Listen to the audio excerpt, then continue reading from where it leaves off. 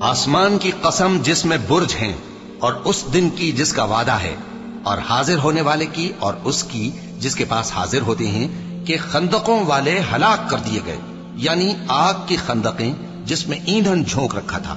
جبکہ وہ ان کے کناروں پر بیٹھے ہوئے تھے اور جو ظلم وہ اہل ایمان پر کر رہے تھے ان کا نظارہ کر رہے تھے، اور ان کو مومنوں کی یہی بات بری لگتی تھی کہ وہ اللہ پر ایمان لائے تھے جو غالب ہے، سب خوبیوں والا ہے، جس کی آسمانوں اور زمین میں بادشاہی ہے،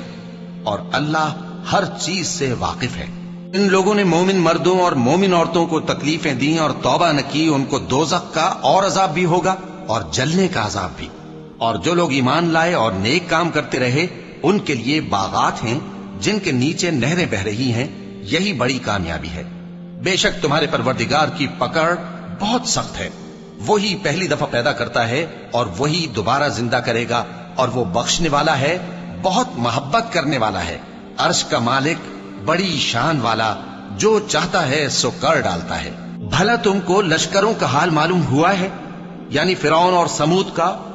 اصل بات یہ ہے کہ کافر مستقل جھٹلانے میں لگے ہیں، جبکہ اللہ بھی ان کو ہر طرف سے گھیرے ہوئے ہے۔ یہ کوئی معمولی کلام نہیں،